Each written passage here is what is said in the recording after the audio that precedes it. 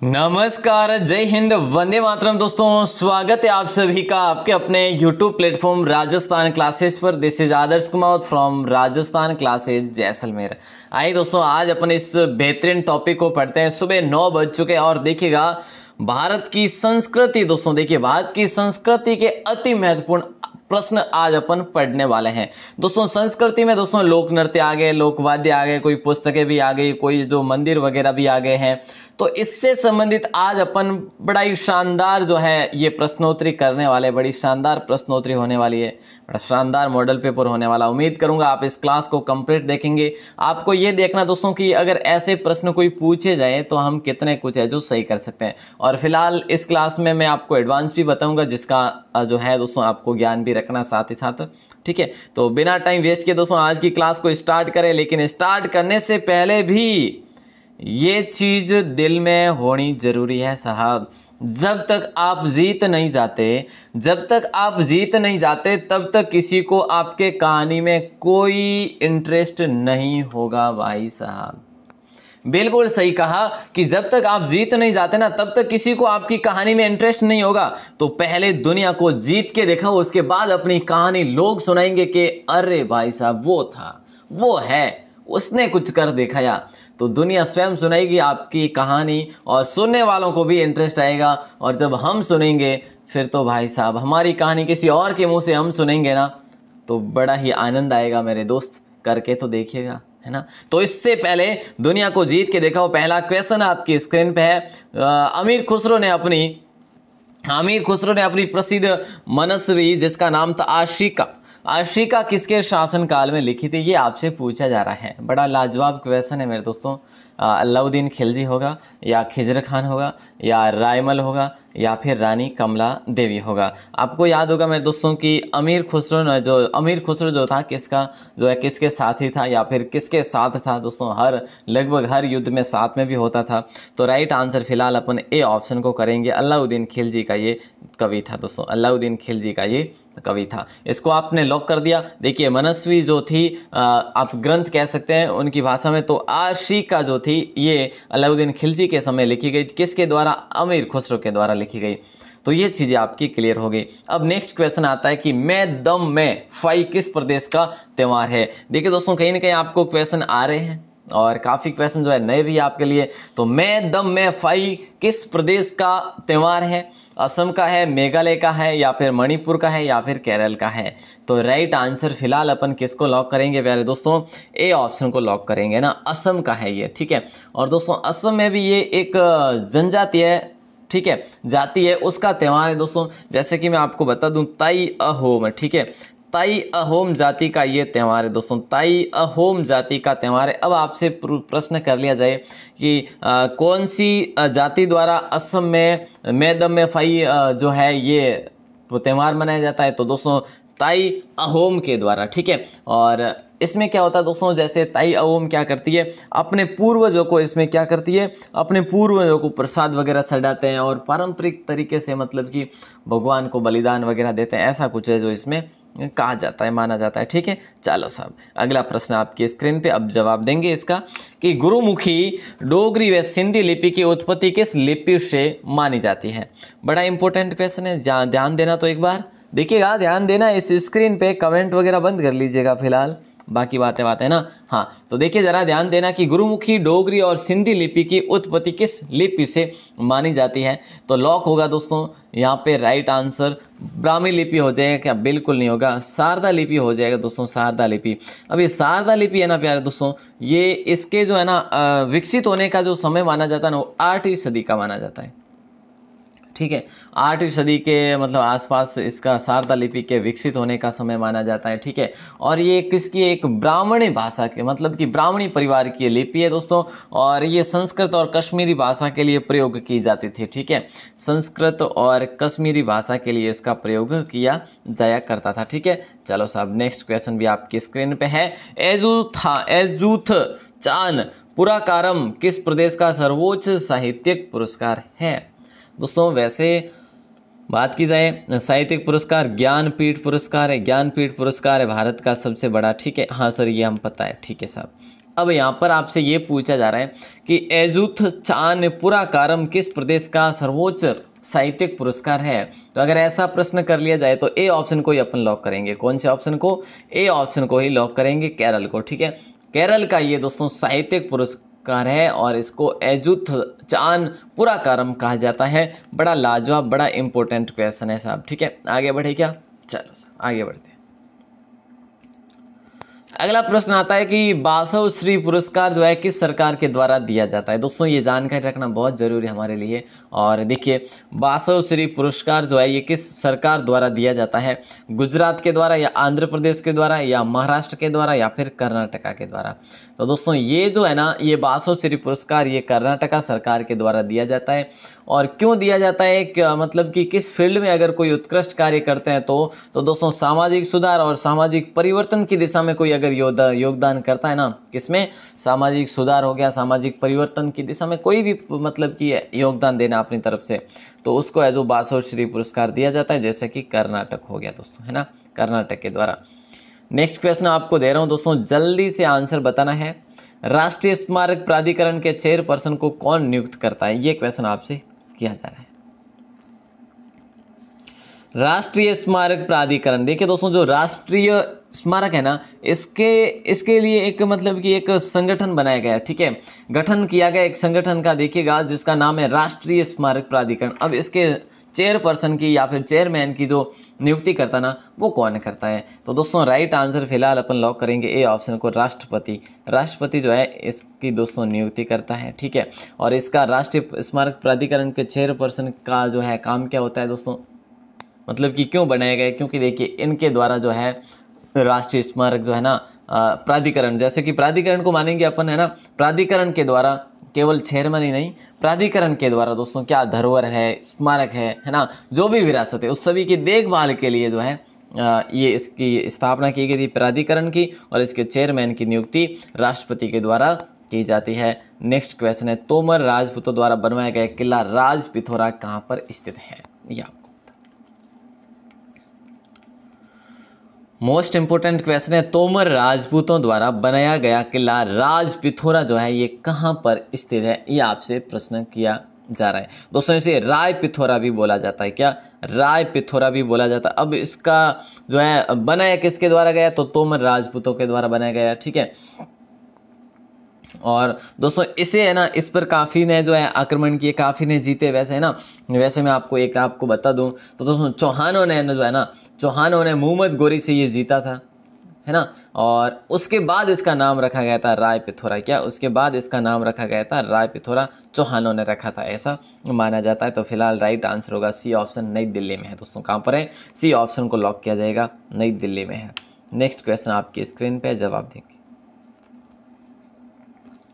देखना दोस्तों। अगला प्रश्न है कि चिश्ती सिलसिले एक सूफी सिलसिला है। चिश्ती सिलसिला एक सूफी सिलसिला है जो चिश्त कस्बे से शुरू हुआ। चिश्त कस्बा कहाँ पर स्थित है? चिश्त कस्बा जो है ये कहाँ पर स्थित है? ये आपसे पूछा जा रहा है। अफगानिस्तान, तुर्कमेनिस्तान, या फिर उज्बेकिस्तान, या फिर सऊदी अरब। तो प्यारे दोस्तों राइट आंसर फिलहाल जाएगा अपना, कहाँ पर जाएगा दोस्तों? हेरांत प्रांत में। बोले सर हेरांत प्रांत ये कहाँ पर पड़ता है? दोस्तों हेरांत प्रांत पड़ता है, अफगानिस्तान में पड़ता है। कहाँ पर है? अफगानिस्तान। तो ये चिश्त जो कस्बा है ना, ये हेरांत प्रांत में, हेरांत प्रांत अपना अफगानिस्तान में दोस्तों। अब इस जो है ना अपने हेरांत प्रांत की स्थापना की बात करें ना दोस्तों, तो इसकी स्थापना हुई थी 930 ईस्वी में, इसकी स्थापना मानी जाती है। और ठीक है, तो ये चीज़ ध्यान रखेंगे। इशाक शमी शायद उनका नाम था, तो उन्होंने इसकी स्थापना की थी दोस्तों। नेक्स्ट क्वेश्चन है, द्वितीय बुद्ध किसे कहा जाता है? सेकंड बुद्ध दोस्तों किसे कहा जाता है? पद्म संभव को कहा जाता है, या फिर जो है मैत्रेय को, या अवलोकितेश्वर को, या फिर अश्वघोष को। प्यारे दोस्तों राइट आंसर बतला दीजिएगा। और मैं आपको बात करूं कि जो द्वितीय बुद्ध कहा जाता है वो पद्म संभव को कहा जाता है दोस्तों। ये पद्म संभव जो थे ना, एक साधु पुरुष थे, और ये लगभग 8वीं सदी के आसपास थे दोस्तों। 8वीं सदी के आसपास के हैं ये। मतलब ये क्या थे? एक तांत्रिक बौद्ध धर्म के मतलब कि ये क्या थे? साधु पुरुष थे। ठीक है, तो ये चीज़ ध्यान रखना। और इन्होंने भूटान और तिब्बत में बौद्ध धर्म को ले जाने का मतलब कि एक महत्वपूर्ण भूमिका निभाई थी, इनके द्वारा निभाई गई थी। ठीक है, तो ये साधु थे, साधु पुरुष, पद्म संभव थे दोस्तों। ठीक है, आगे बढ़े, द्वितीय बुद्ध कहा जाता है इन्हें। ये लो, ये पुरस्कार दोस्तों मैंने आपको बताया था कि पुरस्कार अपन अलग से क्लास में पढ़ेंगे, एक पुरस्कार की क्लास में आपको अलग दे दूंगा, उसको भी अपन अच्छे तरीके से पढ़ेंगे वैसे, है ना। तो दादा साहेब फाल्के पुरस्कार की शुरुआत कब हुई, ये आपसे पूछा जा रहा है। दादा साहेब फाल्के पुरस्कार की शुरुआत कब से हुई? 1963 नहीं होगा प्यार दोस्तों, ये क्वेश्चन बहुत आसान है। 1966 होगा क्या? बिल्कुल नहीं होगा साहब। तो 1970 हो जाए क्या? नहीं साहब। तो राइट आंसर फिलहाल अपन सी ऑप्शन को करेंगे, 1969 को होगा। और दोस्तों पुरस्कार जो है ना पहली बार किसको दिया गया? देविका रानी को दिया गया। ये दादा साहेब फाल्के पुरस्कार को जो प्राप्त करने वाले जो थे, सबसे पहली जो दोस्तों एक्ट्रेस थी तो कौन थी? देविका रानी थी। ठीक है, तो ये क्वेश्चन भी इम्पोर्टेंट है, ध्यान रखना, 1969 में। नेक्स्ट क्वेश्चन है, हर साल रमजान किस साल से पहले होता? देखिए दोस्तों, किस साल से 11 दिन पहले होता है? देखिए हर साल रमजान जो ना पिछली साल से 11 दिन पहले होता है, या 11 दिन बाद, या 17 दिन पहले, या 17 दिन बाद।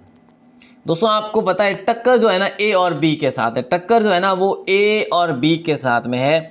ये तो ऐसे ही खामखा शोर मचा रहे हैं ना, हाँ शोर मचा रहे हैं बिल्कुल फालतू के, लेकिन हमारी टक्कर तो इन दोनों के साथ है। हर साल रमजान पिछली साल के 11 दिन पहले होता है दोस्तों। ए ऑप्शन को लॉक किया जाएगा सर? बिल्कुल साहब, ए ऑप्शन को लॉक करेंगे अपन, है ना। चलो सर, देखिए दोस्तों, मूर्ति देवी पुरस्कार 2011 राजस्थान के किस साहित्यकार को मिला था? मूर्ति देवी जो पुरस्कार है ना दोस्तों, ये आपने पढ़ा क्या? मूर्ति देवी पुरस्कार भी है क्या सर? हाँ जी, मूर्ति देवी पुरस्कार भी है। और दोस्तों वागीश्वरी किसे कहा जाता है? वैसे दोस्तों वागेश्वरी जो है ना, वागेश्वरी सरस्वती को कहा जाता है। ठीक है, तो इसके बारे में भी आप ध्यान रखियो। अब देखिएगा, मूर्ति देवी पुरस्कार जो है ना 2011 का जो पुरस्कार है ना, राजस्थान के कौन से साहित्यकार को मिला? तो दोस्तों कन्हैयालाल सेठ, या गुलाब जी कोठारी, ओम जी थानवी, या उपरोक्त सभी। तो दोस्तों काफ़ी भाई बहन यहाँ पर उपरोक्त सभी करेंगे, लेकिन होगा नहीं साहब। राइट आंसर फिलहाल होगा आपका बी ऑप्शन। मूर्ति देवी पुरस्कार 2011 में राजस्थान के गुलाब कोठारी को मिला दोस्तों। और इनकी एक कृति थी, नहीं कृति थी, मैं ही राजा मैं ही कृष्ण। क्या? मैं ही राजा मैं ही कृष्ण, मैं ही राधा मैं ही कृष्ण। इस कृति से इनको मूर्ति देवी पुरस्कार 2011 से सम्मानित किया गया था। अगला प्रश्न है, जापानी कला इकेबाना किससे संबंधित है? मैं करवा चुका हूँ ये क्वेश्चन पहले भी आपको, ये क्वेश्चन आपको पहले भी करवा चुका हूँ। जापानी कला जो इकेबाना है ना, इकेबाना, ये किससे संबंधित है? फूलों की सजावट से, दीवार से, या दीवार की चित्रकला, या मूर्तियों से, या इनमें से कोई नहीं। इतना आसान क्वेश्चन है मेरे दोस्तों। इकेबाना क्या? एक जापानी कला इकेबाना। ठीक है, तो इकेबाना जापान से इसकी उत्पत्ति होती है। और दोस्तों ये जो है ना, ये फूलों की सजावट के रूप में ये महत्वपूर्ण है दोस्तों, ध्यान रखना। बड़ा ही लाजवाब क्वेश्चन था ये भी आपका। नेक्स्ट क्वेश्चन आपकी स्क्रीन पे है,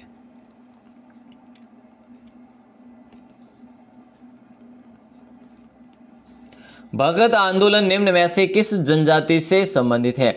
भगत आंदोलन जो है दोस्तों, ये कौन सी जनजाति से संबंधित? कितना आसान है, आपके लेवल का क्वेश्चन पूछा जा रहा है, आप ही का क्वेश्चन है, मतलब कि अपने घर की बात है साहब, घर की बात है, मतलब कि राजस्थान की बात है, तो कोई गलत ना करियो, है ना। तो देखिए दोस्तों, राइट आंसर जाएगा भील जनजाति से संबंधित है ये भगत आंदोलन। ठीक है, इसमें जो है भगत आंदोलन दोस्तों किसके द्वारा चलाया गया था? सभी को पता है ना, बांसवाड़ा और डूंगरपुर में दोस्तों जो है ना, ये भगत आंदोलन जो है अपनी चरम सीमा पर था दोस्तों। इस भगत आंदोलन में दोस्तों क्या आपको पता है कि राजस्थान, गुजरात, मध्य प्रदेश और महाराष्ट्र 4-5 राज्यों में ये जो फैला हुआ था दोस्तों, ठीक है ना। और इसमें दोस्तों क्या होता था, भगत आंदोलन में जो भी शामिल हो गया वो अंडे शराब का त्याग कर देता था, वो दहेज को भी स्वीकार नहीं किया करता था। ठीक है, और दोस्तों ये जो है ना, ये आंदोलन लगभग काफ़ी सालों तक चला था। देखिए कहीं पे आपको 200 सालों का उल्लेख मिलेगा, कहीं पे 100 का मिलेगा। ठीक है, तो ये चीज़ भी आप ध्यान रखेंगे। आगे बढ़े क्या? और दोस्तों भगत आंदोलन किससे संबंधित है ये आपको कॉमेंट में बताना, ये आपके ऊपर है, क्योंकि आसान सा क्वेश्चन है, अब क्या बताऊँ, है ना। हाँ चलो देखिए दोस्तों, एलिफेंटा की गुफाएं मुख्य रूप से किस वंश से संबंधित है? एलिफेंटा की गुफाएं जो है ना मुख्य रूप से किस वंश से संबंधित है? चालुक्य, चोल, शेर या फिर राष्ट्रकूट। एलिफेंटा की गुफाएं दोस्तों, यहाँ पे ये आपको बताना है, कितना आसान है।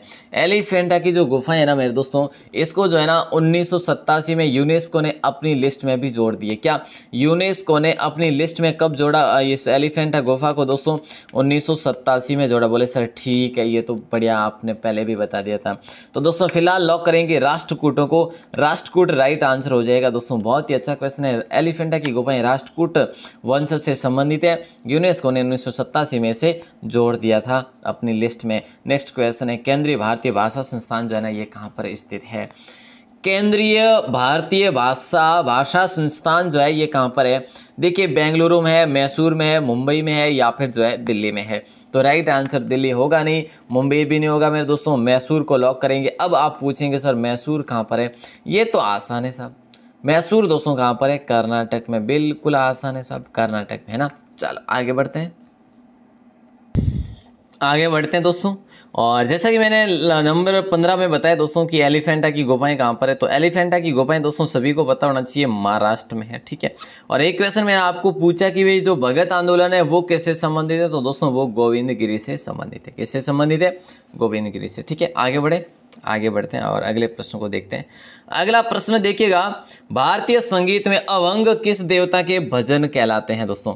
अभंग जो है किस देवता के भजन कहलाते हैं भारतीय संगीत में, ये आपसे पूछा जा रहा है। तो राइट आंसर दोस्तों जगन्नाथ होगा क्या, या फिर नारायण होगा, या विट्ठल होगा, या फिर वामन होगा। तो फिलहाल लॉक करेंगे अपन सी ऑप्शन को प्यारे दोस्तों, विट्ठल को। किसको? विट्ठल को, ठीक है। तो भारतीय संगीत में अभंग किस देवता के भजन है? विट्ठल के भजन है दोस्तों, विट्ठल भगवान के, ठीक है। और ये चीज़ ध्यान रखना। और ये जो एक चीज़ और है, हाँ, प्रथम जो विट्ठल भजन गाया गया ना, प्रथम विट्ठल भजन जो गाया गया ये किसके द्वारा गाया गया? तो दोस्तों संत तुकाराम के द्वारा गाया गया। किसके द्वारा? संत तुकाराम के द्वारा ये पहला भजन गाया गया था, अभंग भजन दोस्तों। अभंग देवता का अभंग जो है भजन था, और देवता जो थे वो विट्ठल थे, ठीक है। हाँ, ऐसे ध्यान रखना है आपको। अगला प्रश्न है आपकी स्क्रीन पे, देखिए दोस्तों, भारतीय मूल के निम्नलिखित किस व्यक्ति का नाम जो है यरूशलेम में भारतीय धर्मशाला से जुड़ा हुआ है?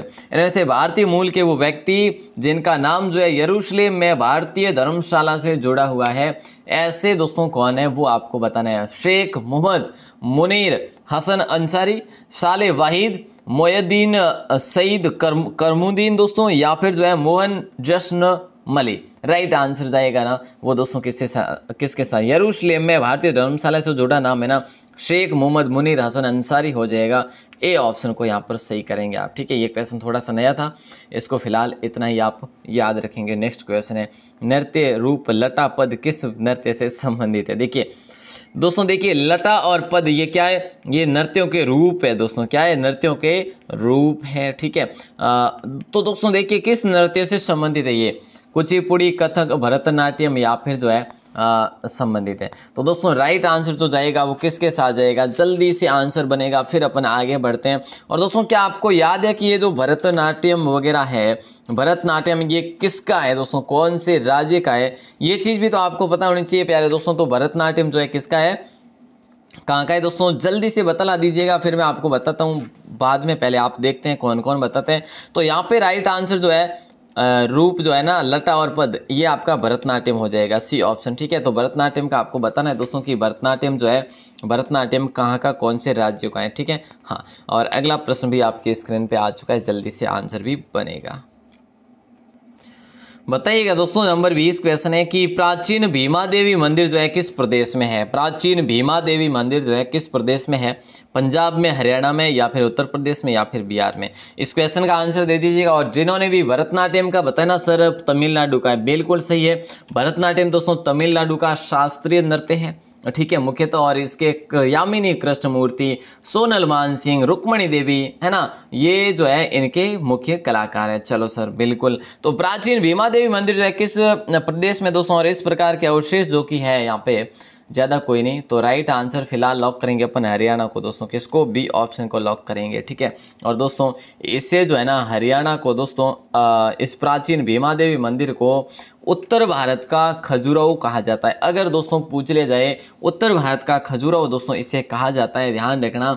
और हरियाणा जिले में भी पंचकुला, हरियाणा राज्य के भी पंचकुला जिले में दोस्तों ये है। कहाँ पर है? पंचकुला जिले में ये स्थित है दोस्तों। आप सभी देख सकते हैं इस प्रकार के जो है खंडर के रूप में है ये, है ना, सारा का सारा। ठीक है, आगे बढ़े, चलो सर आगे बढ़िए। पाणिनीय शिक्षा के अनुसार संस्कृत वर्ण कितने होते हैं दोस्तों, ये आपको बताना है। आज की जो जानकारी है ना, काफ़ी जो दोस्तों इंटरेस्टिंग क्वेश्चन होने वाले आज के, है ना। तो पाणिनीय शिक्षा के अनुसार संस्कृत वर्ण कितने होते हैं? 63, 64 होते हैं, या फिर दोस्तों 48 होते हैं, या 56 होते हैं, या फिर 62 होते हैं, है ना। इनके अनुसार दोस्तों जहाँ तक जो पुस्तकों में मिला वो 63, 64 बता रखा है, 63, 64। ठीक है, तो राइट आंसर आपको ये ध्यान रखना, पाणिनीय शिक्षा के अनुसार संस्कृत वर्ण जो है 63, 64 होते हैं। और दोस्तों स्वर का इसमें बता रखा है 21, 22, कितने? 21, 22 स्वर का बता रखा है। व्यंजन का इसके अनुसार जो 42 है दोस्तों, कितने? 42। तो ये चीज़ें भी इंपॉर्टेंट जो कि ध्यान रखने योग्य है। अब मैं आपको ले चलूँगा आगे, और अगले प्रश्न की बात करें तो अगला प्रश्न आता है कि भैया भारतीय पुरातत्व सर्वेक्षण दिसंबर 2003 से ताप्रमोम मंदिर की बहाली के लिए निम्नलिखित देशों में से किसके लिए काम कराए? देखिए दोस्तों, भारतीय पुरातत्व सर्वेक्षण दिसंबर 2003 से लगातार जो है ये ताप्रमोम, देखिए दोस्तों ताप्रमोम मंदिर की बहाली के लिए, ठीक है, तो निम्नलिखित में से कौन से देश के लिए काम कर रहा है? इंडोनेशिया के लिए, या कंबोडिया के लिए, लाओस के लिए, या वियतनाम के लिए? दोस्तों क्वेश्चन का लेवल जो है बड़ा अच्छा लेवल है ना, बड़े लेवल का है। तो राइट आंसर फिलहाल इंडोनेशिया हो जाएगा। किसका? इंडोनेशिया हो जाएगा, इसको आप लॉक करेंगे। ठीक है, अब अपन आगे बढ़ते हैं और अगले प्रश्न को देखते हैं। देखिए दोस्तों, तिब्बती बौद्ध धर्म में छेरेंजिंग शब्द किससे संबंधित है? तिब्बती बौद्ध धर्म में छेरेंजिंग शब्द जो है ये किससे संबंधित है? अवलोकितेश्वर, मैत्रेय, मस्तम प्राप्त, या फिर गौतम बुद्ध? दोस्तों राइट आंसर यहाँ पर क्या होगा?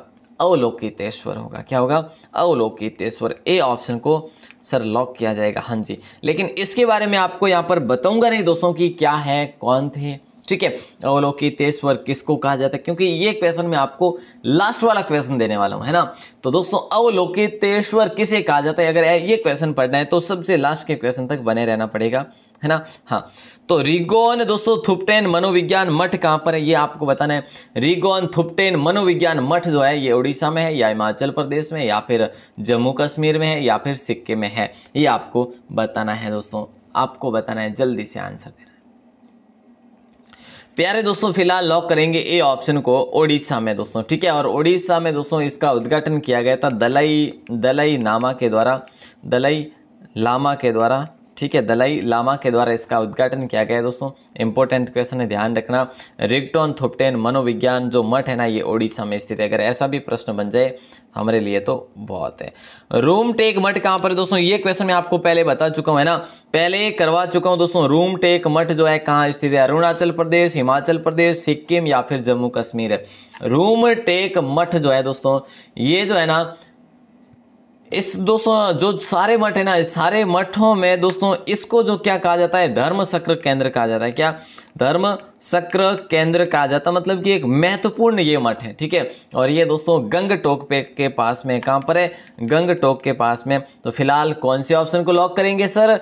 हम जो है सी ऑप्शन को लॉक करेंगे। ठीक है साहब, सिक्किम हो जाएगा दोस्तों। ठीक है ना, तो गलत हो रहे हैं, अगर हो रहे हैं तो चिंता मत कीजिए, हमारा क्लियर तो हो रहा है यहाँ से मैटर सारा का सारा। अगला प्रश्न देखिए, जरा ध्यान देना। तो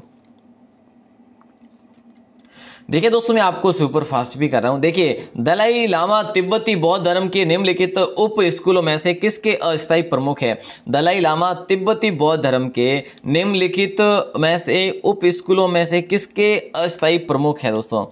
अस्थायी प्रमुख है। तो राइट आंसर फिलहाल अपन किसको लॉक करेंगे? नईगप, कग्युपा, सक्याप, या गेलुगप्पा। देखिए दोस्तों, ये नाम भी ऐसे है कि हमारे लिए तो बड़ी दिक्कत वाली बात हो जाती है कि दलाई लामा तिब्बती बौद्ध धर्म के निम्नलिखित उप स्कूलों में से किसके अस्थायी प्रमुख है? तो दोस्तों यहाँ पे राइट आंसर अपन लॉक करेंगे डी ऑप्शन को, गेलुगप्पा को। ठीक है, गेलुगप्पा के क्या है दोस्तों? अस्थायी प्रमुख माने जाते हैं। ठीक है, चलो ये है। वैसे अगला प्रश्न आपकी स्क्रीन पे, राइट आंसर बतला दीजिए। देखिए दोस्तों, यहाँ पर जो है ना बड़ा कन्फ्यूजन वाला सवाल बन जाता है। यहाँ पे बड़ा कन्फ्यूजन वाला सवाल है। काफ़ी भाई बहनों को मिल रहा है कि सर इसमें जो है ना 22 है, काफ़ी बताते हैं सर 24 है, तो इसमें सही कौन सा हो जाएगा? देखिए दोस्तों, साहित्य अकादमी पुरस्कार कितनी भाषाओं के लेखकों को दिया जाता है? तो फिलहाल मैं आपको बता दूं दोस्तों, इसमें अंग्रेजी भी ऐड कर दी गई है और एक और ऐड है, वो मुझे याद नहीं है। पहले 22 था, अब 24 है मेरे दोस्तों। क्या पहले 22 था, अब 24 है। तो राइट आंसर हो जाएगा आपका बी ऑप्शन, 24 हो जाएगा, 24। ठीक है। साहित्य अकादमी पुरस्कार कितनी भाषाओं के लेखकों को दिया जाता है? 24 लैंग्वेज के लेखकों को दिया जाता है। और दोस्तों ये लैंग्वेज आपकी स्क्रीन पे है, अगर कोई फ़ोटो वोटो लेना चाहे तो ले सकते हैं दोस्तों। अगर कोई फोटो लेना चाहिए कि 24 भाषाएं जो है ना, 24 भाषाएं वो कौन कौन सी है, ये आप ले सकते हैं दोस्तों फोटो। ये आपका कन्फ्यूजन दूर करने के लिए इतनी सारी जानकारी इकट्ठी की है, ठीक है ना, इतनी सारी जानकारी। देखिए हिंदी, अंग्रेजी, उर्दू है, असमी है, संस्कृत है, बंगाली, बोडो है, डोगरी है, गुजराती है, कन्नड़ है, कश्मीरी है, कोंकणी है, मैथिली है, मलयालम भी है, मणिपुरी भी है, और मराठी है, नेपाली है, उड़िया, पंजाबी, राजस्थानी भी है इसमें, और संथाली, सिंधी, तमिल और तेलुगु भी है। तो दोस्तों ये सारी की सारी है जो 24 भाषाएं जो कि साहित्य अकादमी द्वारा इनको पुरस्कार दिया जाता है। नेक्स्ट क्वेश्चन थोड़ा सा बड़ा लेकिन बड़ा आसान है, थोड़ा सा बड़ा लेकिन आसान है कि निम्नलिखित में से किस सिख गुरु ने सिखों की धार्मिक किताब गुरु ग्रंथ साहिब को निश्चित किया, और यह निश्चित किया कि भाई ये पुस्तक सिखों की स्थायी गुरु होगी। दोस्तों देखिए, मतलब कि कुल मिला के आपको ये बताना है कि कौन से सिख गुरु ने ग्रंथ साहिब को निश्चित किया था, और जिसके बाद है जो उसी को सिख जो धर्म है उसी को स्थायी गुरु मानते हैं। तो फिलहाल लॉक करेंगे कौन से ऑप्शन को दोस्तों, जल्दी बताइएगा। गुरु नानक तो होगा नहीं, गुरु अर्जुन देव भी नहीं होगा, गुरु गोविंद सिंह को लॉक करेंगे। कौन से को? गुरु गोविंद सिंह को लॉक करेंगे। गुरु तेग बहादुर नहीं होगा। और दोस्तों गोविंद सिंह जो थे ये दोस्तों कितने नंबर के थे आपको पता है क्या? इनके कौन से जो है दोस्तों थे, तो ये अंतिम गुरु थे दोस्तों, 10वें और अंतिम गुरु जो गोविंद सिंह थे ना, ये गोविंद सिंह ये 10वें और अंतिम गुरु थे सिख धर्म के। ठीक है, तो ये चीज़ तो आपको ध्यान ही है। और वैसे इनके बारे में दोस्तों आपको याद है ना, चिड़ियों से मैं बाज लड़ाऊं, गीदड़ों को मैं शेर बनाऊं, 1.25 लाख से एक लड़ाऊं, तभी गोविंद सिंह नाम कहूं, ये नहीं के द्वारा कहा है ना। चल आगे बढ़ते हैं और अगले प्रश्न को देखते हैं। और दोस्तों अगला प्रश्न आपकी स्क्रीन पे आता है कि भारत में किस गायक का गाना सबसे पहले रिकॉर्ड हुआ था? ऐसे कौन से गायक है जिनका गाना जो है सबसे पहले रिकॉर्ड हुआ? दोस्तों हम आज तो है ना सभी को देखते हैं, सोनू सूद, बिल्कुल साहब, ये तो बड़ा मेरे वे फेवरेट है साहब। लेकिन ये भी पता होना चाहिए कि सबसे पहले ये गाना किसने गाया था, है ना। तो दोस्तों राइट आंसर फिलहाल अपन कौन से ऑप्शन को लॉक करेंगे? अब्दुल वाहिब खान बिल्कुल कतई नहीं हो सकता, अब्दुल करीम खान बिल्कुल नहीं हो सकता साहब, गौहर खान को लॉक करेंगे, सी ऑप्शन को। काफ़ी तो डी ऑप्शन को देख के डर जाते हैं, पता नहीं ये ना हो, नहीं साहब गौहर जान हो जाएगा दोस्तों। ठीक है, भारत में सबसे पहले राग जोगियों के ख्याल दोस्तों थे, ये राग जोगियों के ख्याल गायक जो थे गौहर जान थे दोस्तों, और इन्होंने गाया था 1902 में दोस्तों, इनकी जानकारी मुझे ये मिली है। अच्छा क्वेश्चन है। नेक्स्ट क्वेश्चन आपकी स्क्रीन पे है, ज्ञानपीठ पुरस्कार के पहले विजेता कौन थे? और मैं आपको बता चुका हूँ कि भैया जी ये ज्ञानपीठ पुरस्कार है ना सर्वश्रेष्ठ पुरस्कार है, किसमें दोस्तों? ये जो है अपना हाँ साहित्य में। ठीक है, तो राइट आंसर देखिए, पहले विजेता किस प्रदेश से थे, है ना। आपको ये याद होना चाहिए दोस्तों कि पहले विजेता कौन थे? शंकर कुरूप जी थे, शंकर कुरूप जी थे दोस्तों। तो ये जो थे ना, ये कहाँ के थे दोस्तों? ये केरल के थे। ठीक है, इनको मलयालम भाषा में दोस्तों मिला था, मलयालम भाषा में इन्हें ये ज्ञानपीठ पुरस्कार मिला था दोस्तों। अब आप कहेंगे सर कब मिला? तो दोस्तों 1965 में मिला। ये चीज़ें इर्द गिर्द घूमने वाली बड़ी चीज़ें जो है ये याद रखनी। 1965 में सबसे पहले शुरुआत शंकर कुरूप जी को मिला, केरल के थे, मलयालम भाषा में मिला। ठीक है ना। चलो साहब नेक्स्ट क्वेश्चन है, 13 ताली नृत्य किस प्रदेश का नृत्य? इतना आसान क्वेश्चन आपकी स्क्रीन पे आया है दोस्तों, पूछो ही ना, है ना, पूछो ही मत। देखिए 13 ताली नृत्य किस प्रदेश का नृत्य है? राजस्थान का, मध्य प्रदेश का, छत्तीसगढ़ का या सिक्किम का? राइट आंसर जो होगा ना 13 ताली नृत्य दोस्तों सबको पता है सर, ये ऑप्शन हो जाएगा राजस्थान का है सर। ये 13 ताली नृत्य सर राजस्थान में महिलाओं के द्वारा किया जाता है ना। और महिलाओं के बारे में ये भी दोस्तों माना जाता है कि ये 13 जगह जो है मंजीरें बांधती है, फिर है जो ये डांस वांस करती है, जो 13 ताली नृत्य करती है। ठीक है, चलो तो ये किससे संबंधित दोस्तों? रामदेव जी से संबंधित भी है। ठीक है, आगे बढ़ते हैं और अगला प्रश्न आता है। ये क्वेश्चन दोस्तों देखिए 32वां क्वेश्चन जो लास्ट तक बने रहे ना उनके लिए तो बड़ा लाजवाब है दोस्तों। देखिए वाटसन होटल कह सकते हैं जैसे आप, या फिर आप उसे कह सकते हैं एस्प्लानेड हवेली कह सकते हो आप। ये जो है ना ये भारत की सबसे पुरानी जीवित कास्ट आयरन बिल्डिंग है दोस्तों। कास्ट आयरन, देखिए जीवित कास्ट आयरन बिल्डिंग है, निम्न में से किस शहर में स्थित है? और मैं आपको बताऊं दोस्तों, इसको जूम करके तो देखिए आप देख सकते हैं कि मुंबई में है, कोलकाता में, चेन्नई में या फिर दोस्तों बेंगलुरु में है। तो एक कास्ट बिल्डिंग दोस्तों आप देख सकते हैं, ये जो आज जो जीवित उदाहरण है ये कहाँ पर है प्यारे दोस्तों? ये मुंबई में है। ठीक है, तो ये चीज़ ध्यान रखना, जिन्होंने देखी बड़ी अच्छी बात है, मैंने तो नहीं देखी साहब, मैं तो फिलहाल पहली बार देख रहा हूँ। ये कास्ट की है दोस्तों, ठीक है, बहुत सबसे पुरानी जीवित कास्ट आयरन बिल्डिंग है दोस्तों, ठीक है, जिसका नाम है वॉटसन होटल और एस्प्लेनेड हवेली। ठीक है, चलो सर अगला प्रश्न, दोनी पोलो। देखिए दोस्तों, दोनी पोलो किस प्रदेश की जनजातियों का धर्म या फिर रीति जो है? धर्म यहाँ पर रीति है, रीति रिवाज है दोस्तों। कौन से किस प्रदेश की जनजातियों का? मेघालय, अरुणाचल प्रदेश, नागालैंड या फिर जो है सिक्किम, राइट आंसर। और दोस्तों इसका मतलब होता है, दोनी का मतलब होता है सूर्य,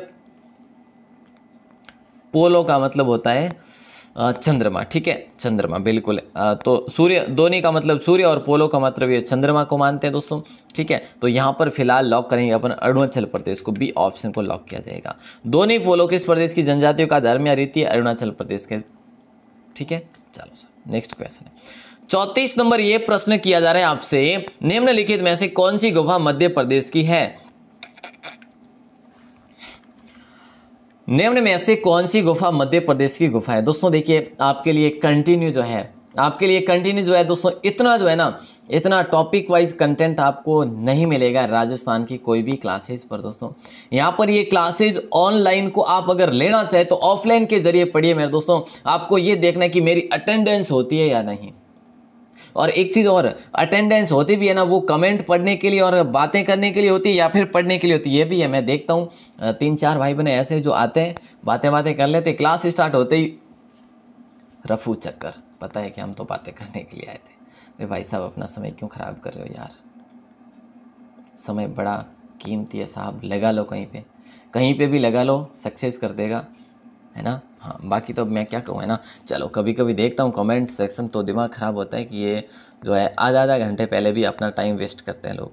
चलो कोई ना, कौन सी गुफा मध्य प्रदेश की दोस्तों? फिलहाल लॉक करेंगे बी ऑप्शन को, बाघ की गुफाएं जो है मध्य प्रदेश की है। बाकी सारी दोस्तों भज है, एलोरा है, बेड़सा है, ये महाराष्ट्र की है दोस्तों। कहाँ की है? बोले सर महाराष्ट्र की है। बहुत बढ़िया, आगे बढ़े क्या? अब दोस्तों लास्ट क्वेश्चन आपको दे रहा हूँ, और उससे पहले कल मैंने आपसे क्वेश्चन किया था, बांडी नदी किस झील के लिए सहायक है? कोलायत, फतेह सागर, फौज सागर, राजसमंद। इसका राइट आंसर था दोस्तों, बांडी नदी जो है ना किस झील के लिए सहायक है? तो राइट था आपका फौज सागर, लेकिन फौज सागर बहुत कम भाई बहनों ने किया था।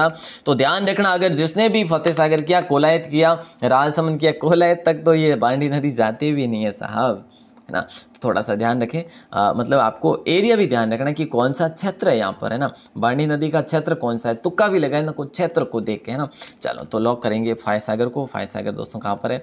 फाय सागर सर ये तो जो है फाय सागर जो है ना, ये सर अजमेर में है। ओहो, देखिए दलाई लामा को किसका पुनर्जन्म माना जाता है? अब इतना तो दोस्तों आप कर ही सकते हैं ना, इतना आसान क्वेश्चन है आज का, इसका आंसर 12 के कमेंट में देना है, क्योंकि ये क्वेश्चन मैं आपको अभी बता चुका हूँ। आपको हिंट तो लग गया होगा मेरे दोस्तों, अब आप गलत करेंगे नहीं। दलाई लामा को किसका पुनर्जन्म माना जाता है? अवलोकितेश्वर को, बुद्ध को, मैत्रेय को, या फिर इनमें से कोई नहीं? क्या हो जाएगा राइट आंसर? 12 के कमेंट में बताना है। और दोस्तों उम्मीद करता हूँ कि क्लास आपको अच्छी लगी होगी, है ना। क्लास आपको अच्छी लगी होगी दोस्तों, है ना। अच्छी तो लगी होगी, क्योंकि दोस्तों इतने सारे नए क्वेश्चन थे, और जिन्होंने धैर्य रखकर जिन्होंने पढ़ा ना, उनके लिए तो दोस्तों क्या कहूँ, एक बार फिर से कहना चाहूँगा, जब तक आप जीत नहीं जाते तब तक किसी को आपकी कहानी में कोई इंटरेस्ट नहीं होगा। तो पहले दुनिया को जीत के दिखाओ, है ना। और उसके लिए धैर्य, संयम और मेहनत जारी रखनी होगी। और दोस्तों क्या मांगती है सफलता? क्या मांगती है सफलता? आपसे क्या मांगती है? समय मांगती है। और आप समय किसको देते हैं ये डिपेंड करता है। अगर आप समय जो है किसी और को देते हैं, मान लीजिएगा कहीं पर भी गेम में समय देते हैं, तो वो आप उसी में सक्सेस होंगे, वो सक्सेस नहीं माना जाएगा। लेकिन मतलब कि उसमें समय दे रहे तो कहीं ना कहीं उसमें भी उसी में आपको लाभ होगा। अगर आप नींद को ज़्यादा समय देते हैं तो भाई साहब बिल्कुल नींद ही होगा, बाकी तो क्या बताएं, है ना। हाँ, सक्सेस नींद ले रहे हैं तो नींद में सक्सेस होंगे आप। अगर सक्सेस के लिए दोस्तों कुछ मेहनत कर रहे हैं, समय जो आप अपनी पढ़ाई को दे रहे हैं, तो बिल्कुल साहब अपन पढ़ाई में सक्सेस होंगे, है ना, तभी इतिहास गाड़ेंगे। अच्छा दोस्तों क्लास कैसी लगी बाहर आके कमेंट में बताना। आप सभी का बहुत बहुत आभार, बहुत बहुत धन्यवाद। जय हिंद, वंदे मातरम। और हाँ, कि नहीं लागे कि सर मारवाड़ी कोनी बोली, तो मारवाड़ी बोलनी हर क्लास में ज़रूरी भी तो कोनी नहीं ज़रूरी है। कोई किन किन जगह लिखियो कि सर मारवाड़ी कौन बोली आप, या मारवाड़ी बोलो सर आप, एड़ो कोई कोनी कदी अगर नहीं बोली जाए तो कोई है तो कोई इश्यू को नहीं है। नहीं, चलो सर बहुत बहुत धन्यवाद। चैनल ने सब्सक्राइब कर दीजिए अगर पहली बार हो तो, ठीक है। बहुत बहुत धन्यवाद।